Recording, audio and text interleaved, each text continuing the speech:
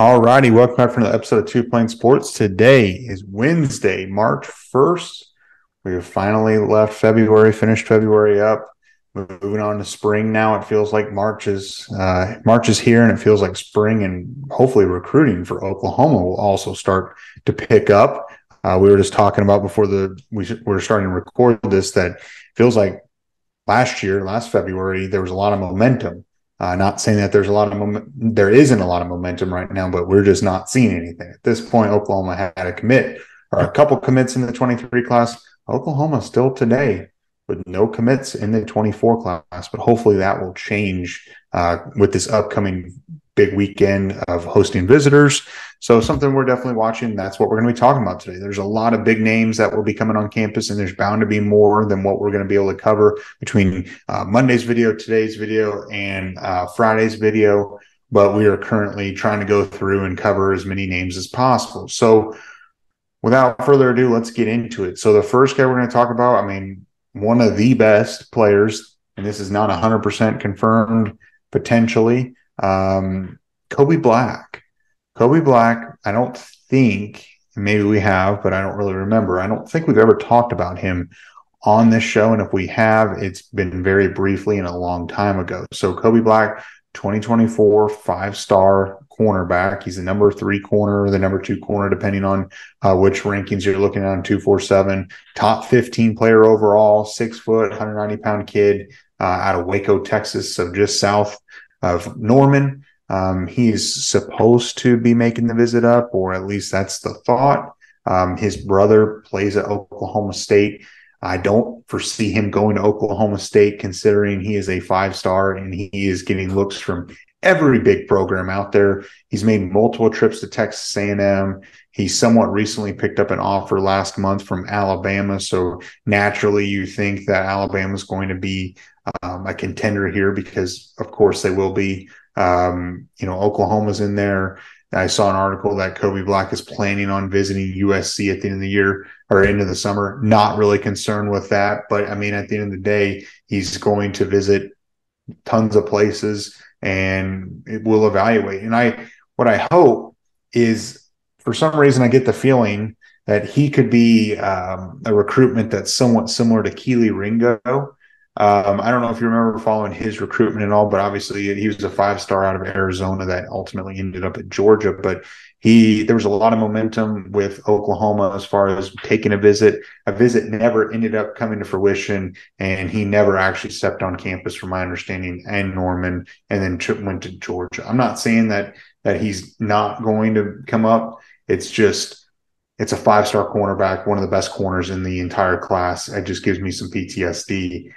What do you think? He's obviously extremely athletic, basketball, runs track.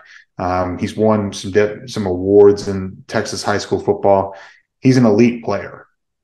He's an overall football player, which is something that, as we've talked over and over again, when it comes to DBs, both corners and safeties, for what Oklahoma's trying to go after, they want to see someone that has played both sides of the ball for the most part. And really, you even see guys that play all 3 phases of the game and some of the DBs that they've recruited. What is impressive is how fast he is. And you mentioned it. He runs track. He doesn't really get burned from watching his tape. And he plays wide receiver as well for his high school. So someone that understands route running, at least to whatever extent his capability allows him to. He knows kind of tendencies that a wide receiver might show him so that he understands how to cover him better. Obviously, would it be great to get a 5-star corner? Yes, I think this is really early into what could potentially be. And again, it's not like it's 100% confirmed that he's going to be there. I know it's Wilt Fong mentioned that he expects him to be in Norman this weekend. It would be at least big time to get him on campus, because it shows that these extremely talented corners and DBs are looking at what Brandon Hall and Jay Vly are doing in Norman and acknowledging that that's something that they could at least see themselves being part of. Going into last year, and I was probably Jay Vly's one of his biggest critics, is his tenure at schools hasn't been the longest, usually around for 1 or 2 years and then moves on to his next opportunity. Could be different at Oklahoma. Clearly, he's still there. So we'll see what happens going into next offseason. But his recruitment, his job in the recruitment front is you can't really say that he is underperforming. I think he's really potentially even exceeding expectations because coming in as the corner coach, he really had very little to work with. I mean, the talent that he had in that room outside of Woody Washington, I think it's fair to say wasn't the best and wasn't really big in what you need when it comes to having a competitive defense in the passing game, especially now going into the SEC. Most of the corners are pretty small at Oklahoma. Now he's trying to shift that so that you've got bigger, longer guys, and he's doing it. Kobe Black, again, would be huge, but at least the fact that he could be on campus is a step in the right direction to making Oklahoma more competitive, especially when it comes to recruiting against a Georgia or an Alabama, because those two schools have elite defenses every single year. And it's going to be tough to try to pull any defensive recruit away from them. You just got to show that they have an opportunity to play and that it's going to be a system that they can excel in. And it seems like Valai is doing a good job of communicating that. He definitely is. And I would imagine he was recruiting him while he was at Alabama. Obviously didn't offer him, but luckily for Oklahoma, and you know, it seems like a lot of times they're on the opposite ends of this scenario, but they offered him early. They were his seventh offer. Oklahoma State was his first offer. Makes sense with his brother already being there. But, you know, schools like Baylor, Missouri, Texas Tech, Kansas State, and Oregon all offered him. The only one that I just rattled off, Oregon, could become a player just because it's Oregon. But really, Oklahoma is arguably the biggest brand, like the biggest brand that offered him really early. Alabama just offered January of 23. We offered in January of 22. And so it seemed like that Jay Valai, I'd imagine Valai and, you know, Hall and Venables all had, you know, similar ideas, but I'm sure Valai kind of steered them to say, hey, we need to make an offer to Kobe Black, and they did. So it's good that they put their name in the hat a long time ago. It does not mean that, you know, ultimately he's going to end up at, or isn't going to end up at Oklahoma one reason or another for offering him early. But sometimes some kids are like, if you wait to offer me, I'm going to move on. And at least they've done this where they're early enough, they're recruiting him, and obviously he's interested. But he's extremely athletic, talented, multi-sport kid, and someone that Oklahoma definitely needs to get. It'd be great to get. He had over 600 yards total offense, tackles, pass breakups, interceptions all over the place. So it kind of reminds me of a Jacoby Johnson kind of guy. Just overall football player and an overall athlete, because like you mentioned, he's not just trying to be stuck to football forever. Like, he clearly has passion for just sports overall. So it's probably going to be pretty talented no matter where he ends up. Hopefully Oklahoma, but again, my hopes aren't too high at this point, again, because it's just so early. Yeah, and it's always better to set your expectations lower because you can be impressed or blown away if it goes Oklahoma's way. But it'll be interesting. You know, the reports coming out saying that he's probably going to be there.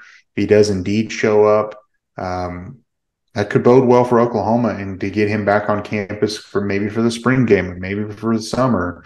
You string 2 or 3 visits together before halfway through this year, you start to feel like Oklahoma becomes a real contender here. I don't feel like Oklahoma's a contender until they can get him on campus multiple times within a few months span. So, and he's in Waco. It's not that far away either. Yeah.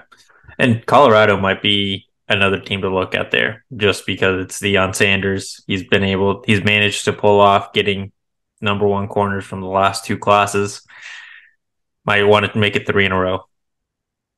Yeah, you never know. Hopefully he doesn't come into this picture and become an issue for Oklahoma. But I mean, Colorado's going to be there. So moving on to another guy on the defensive side, Dacius Brinkley, 6'3", 220-pound linebacker out of Katy, Texas. He's a 2024 4-star, top 200 player.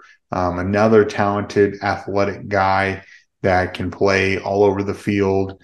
His dad played college ball at South Carolina. Oklahoma recently offered in the last month, a little over a month, back in January of last month. He participates in track and field. Someone that he's supposed to be there this weekend. And I think Oklahoma, if he was going to commit, they would take him on the spot right then and there. He's a versatile guy. I mean, 6'3", 220 pounds is a great frame. Last year, he had a total of 47 tackles, 8 tackles for loss, 2 sacks. Can rush the ball, can rush the passer, can track sideline to sideline. He's a pretty athletic player. What do you think? Yeah, I was going to mention his ability to rush the passer, I think, is what's most impressive about him. He kind of has a situation in regards to like his ranking and how he's labeled as a linebacker to Tausili Akana, because Tausili Akana was also mainly a rusher and edge rusher for his high school. Did some coverage, but if you really watch him, it's not like that wasn't the best part of his game. I think he did it just in situational points of the game. Could be the same for Dakius here. If he does improve or does have very good coverage ability, again, could be a guy that Brent Venables sees as kind of a project to try to put him in a cheetah position. Because of his frame, he's pretty light. You'd have to gain quite a bit of weight to play defensive end in this defense. Because if you look at Reggie and Ethan, they're about 30 pounds heavier than Dakius is currently at, according to 247. So it would be interesting to see what happens there and how he would fit in this defense. But he is very talented, again, especially at rushing the passer. It's weird to think about where he'd fit in this defense because the frame lends more towards being either, just a straight up linebacker or a cheetah kind of guy. But he excels he's so good at rushing the passer that if you can find a way to put more weight on his frame, it might be the best case scenario for him. I was going to say, I think they would recruit him as more of a pure linebacker just on his frame. You do obviously worry if he puts on weight, does it affect his speed?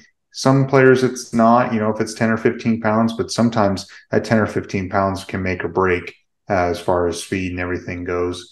Looking at who the big players are on his offer sheet, Texas A&M and Texas are the two, and Oklahoma are the 3 biggest names. He's been to A&M multiple times. It seems like A&M is going to be a player for his commitment. Per usual, it seems like Oklahoma's going up against A&M in a lot of these recruitments for these Texas kids. Obviously, with Oklahoma prioritizing Texas high school players, you're naturally going to go against Texas and Texas A&M. And in this one is no different.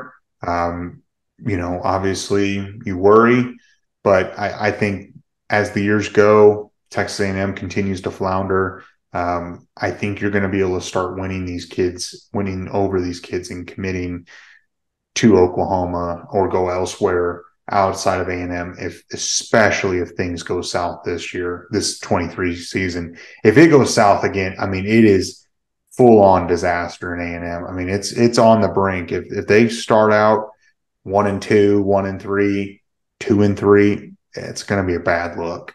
And so anyway, I mean, A&M is going to be a problem for Oklahoma, and it has been and will continue to be until they go into full dumpster fire. It's weird. We were talking about it before recording again. It's weird how Jimbo is supposed to be this offensive guy, offensive coach, but his sole focus recruiting-wise has been on improving the defense and the defensive line.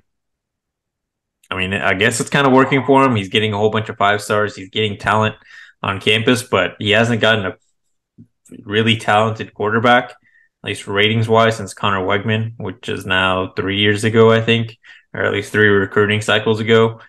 And even Wegman hasn't done great at A&M. His best weapon was Evan Stewart 2 cycles ago. He didn't I don't believe he got any wide receivers. If he did, it was like towards the end of the 2023 cycle. It's just strange. You would think that he'd try to flip his focus now that he's got like 7 5-star defensive linemen on his roster to trying to get offensive linemen and some perimeter weapons for his quarterback if he thinks that the quarterbacks he has in his room right now are the guys that can actually make this offense work. It's really bizarre. I certainly hope they go 0-12, but we'll see how they fare come this fall. But again, I mean, Oklahoma's pushing for him, but does he want to stay a little closer to home, stay in College Station? That's going to be something we're going to have to continue to watch. And I think it's good to get him on campus. I mean, you're dealing with the Texas schools. That's all Oklahoma's going against. And now A&M can't use the whole leverage of not playing in the SEC. We're playing in the SEC next year when they show up on campus. So it's pretty much a level playing field, except Oklahoma wins more. So you like that. Moving on to the offense, we got 3 players we're going to talk on the offense. But before we get into that, be sure, if you're watching this video, like the video, subscribe to the channel, turn the notification bell on, follow us on Twitter, Instagram, Facebook, Apple, Spotify, and TikTok. Everything's linked in the description below. And remember, if you're subscribed, stay for the end of video challenge that Jose is going to give you. When you like and you comment on the video, it helps us out a lot. And if you're listening to us on Apple or Spotify, leaving a review on there helps us too. So making the switch, going the other side of the ball, going to offense. Oklahoma's going to be hosting 2024 running back Devani Mizell, 6 foot, 200-pound kid out of Hyattsville, Maryland, originally from out of Florida, but recently moved up to the Maryland area before his junior season. Top 225 player overall, top 20 running back in this class, currently committed to Georgia. Has been committed to Georgia for since August of last year, so he's been committed for a while. Georgia does have another running back commit that's rated a little bit higher than him. This running back spot. Oklahoma's in a great spot for multiple uncommitted running backs at this point. Mizell's got some elite speed of being at 200 pounds. He's been lasered at 4.30 on the 40-yard dash exactly. So he's got great size, great speed, committed to Georgia. I find it interesting that he will be visiting. Obviously, he probably jumped on board with Georgia because Georgia is Georgia, and they're back-to-back national champions. But there must be something about it that he is liking Oklahoma. DeMarco Murray is putting out a good product, and kids are interested in playing for him. I think at the end of the day, what DeMarco has done is he's got 2 spots open, and he's got top 200 running back, top 200 players all over the country seriously interested in playing. I think it's going to be a race to commit. I don't know where Mizell stands. Obviously, if he decided to commit this weekend, we're not going to be upset. But if you're committed to Georgia and you're going on an Oklahoma visit, there's something to be said about that. Yeah, this offense and the fact that DeMarco Murray's the running back coach puts OU in a position that very few programs in the country have, where their running backs love how you play them and they get the touches, and it's not just going to be one guy that's going to be the bell cow, going to get most or if not all the touches. It's not surprising that Tavani would want to look more into Oklahoma. I think something that could potentially be giving him a reason to look elsewhere is Munkin being hired by the Ravens. Maybe he's kind of worried or has some skepticism of how this new offensive coordinator at Georgia is going to run the offense, how the running backs are going to be part of the offense at Georgia now. Could be a reason why he's looking elsewhere. Again, not going to complain if he would decide to flip, but I don't think that's imminent since he's been committed there for 6 months. It would be surprising if one visit is what gets him to go from the back-to-back national champions to be completely honest, an Oklahoma that's still building the program back up to its, to glory, to where it's supposed to be. Not that he wouldn't want to, and not that players don't want to. It just, one place is winning consistently in a national championship caliber, and the other one's still trying to get back there with the new regime. I do agree with the DeMarco Murray thing. It's interesting that the whole running back recruiting situation is interesting, and I know we're going to talk about one other guy in this video, but you've got Tavani, looking at Oklahoma and potentially being a flip target. You have Stacey Gage, who's still in the mix, Jeremy Payne, James Peoples, the Duncanville guy whose name is slipping my mind right now, Caden Durham. Caden Durham, and then Taylor Tatum. Like that, all of those guys are top 200 guys. A couple of those guys are top 100 players in the class. Like it's crazy that there's not a commit, but it won't surprise me if there's as soon as you get one running back commit, you'll get the second one pretty quickly because then the other guys have to make a decision. Do I take Oklahoma seriously enough that I think I'll excel there? I might as well go ahead and take your spot. Oh, I 100% agree. I don't think it's going to be long. Assuming that Oklahoma can lock down Michael Hawkins and get the leader in the class, I'd imagine a running back commit will come shortly thereafter.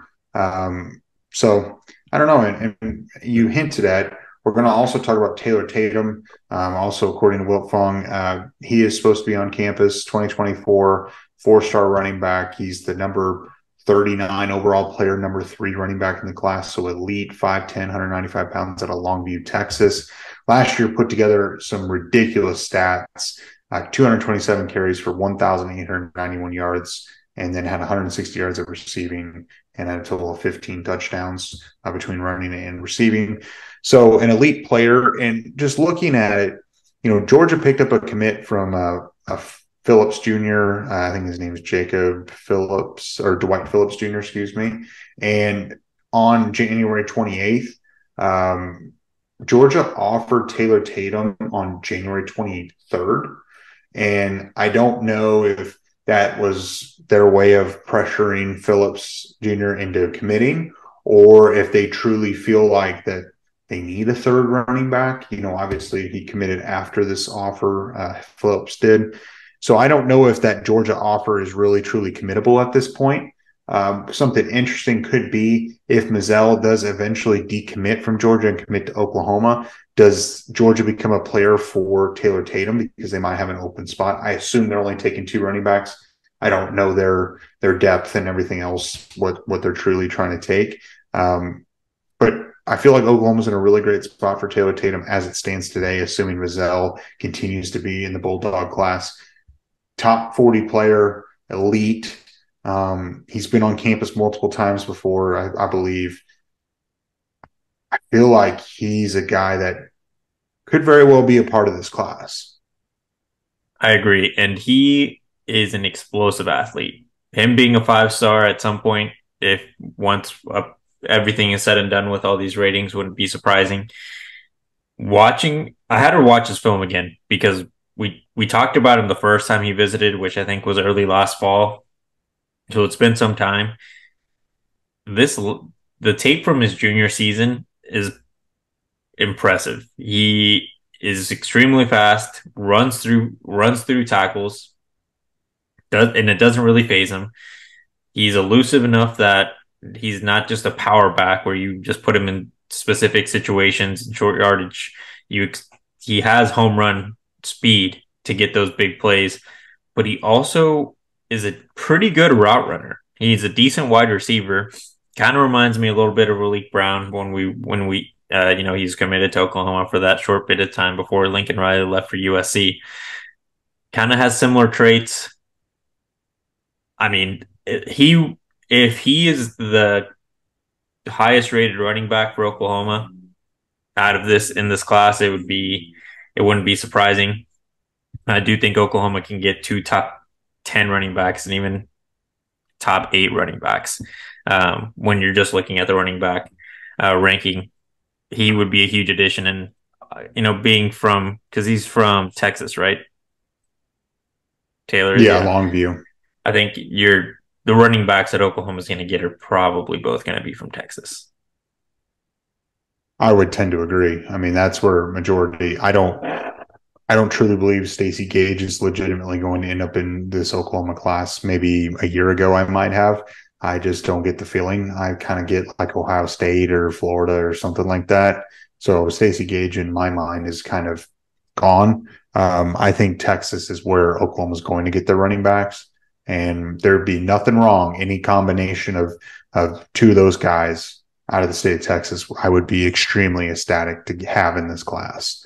So nothing to complain about on the recruiting for the running back position. So staying on the offensive side is a guy that will hopefully will protect one of those running backs, is Daniel Cruz, 6'4", 300-pound interior offensive lineman out of North Richland, Texas, 2024 four-star lineman.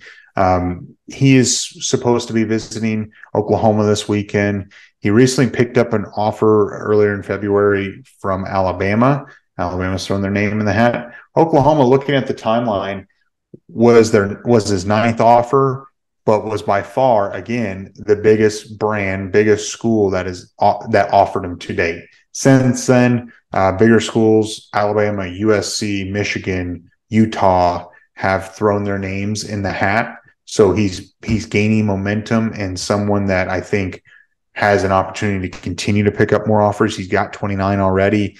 I see him potentially going up in the rankings as, if he puts together a solid senior season. I don't really truly know where Oklahoma ends up.